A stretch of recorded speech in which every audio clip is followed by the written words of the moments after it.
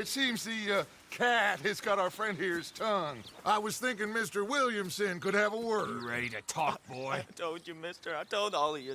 I don't know nothing, okay? They ain't no friends of mine. I just been ridden with them for a while. Horseshit. You see, we heard that part, so how about you tell the truth? Dutch, what do you want me to do? Hurt him, so the next time he opens his mouth, it is to tell us what is going on.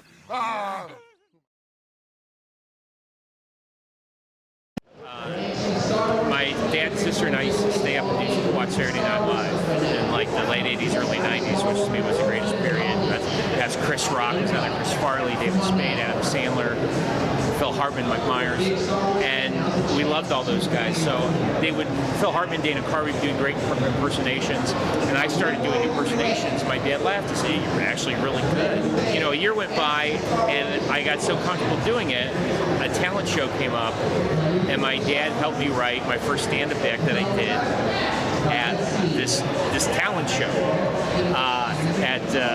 I went to high school in Daytona Beach, Florida, so it's full of like surfers and stuff and cool guys, and I'm this kind of heavy guy that's introverted doing impressions.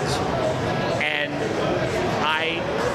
when I was done, I had two of the guys that were, because I did wrestling and I did football.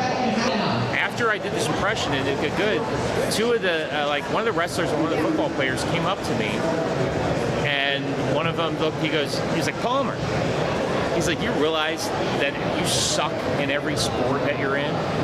And I just come off stage and I'm like, he said, "But what you did out there," he's like, "That was funny." And he like gave me this hard pat on the back. And it was kind of like, you still suck. That's a good job.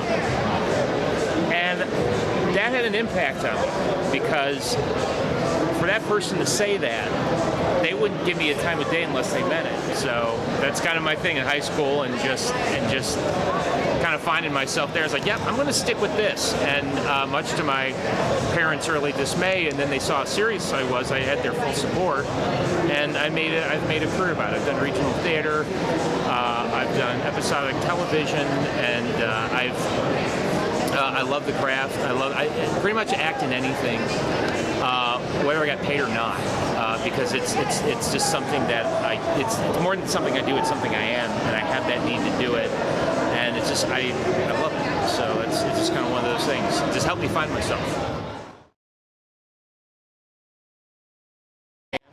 But one of the great things about Deadwood is the actual Deadwood set that's at Melody Ranch out near Santa Clarita.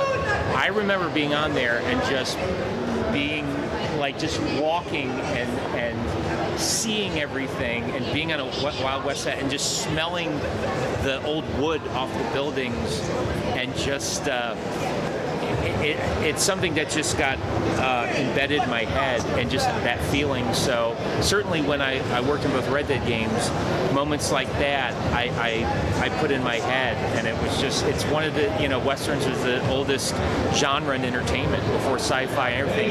Late movies of the silence of the 1800s were obviously Westerns. So the fact that I am getting a fan base based on an IP that is part of the oldest entertainment genre, it's an honor for me. How you getting on? Yeah. I'm okay. You sure? Of course. Can I help a little? All right. Go ahead and set up the detonator by those rocks over there. Okay, sure. Now just unspool the wire and then attach it to said detonator.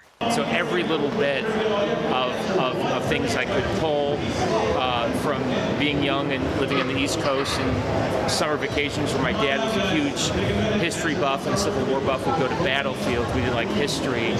I'd taken trips to Texas or New Mexico and just seeing things, and I took all of that, those experiences, and the love of basically wanting to play shoot 'em up and cowboy, and certainly I added that to Bill and the overall feeling of where you are in that place at times. So, yep, I use all bits of that, and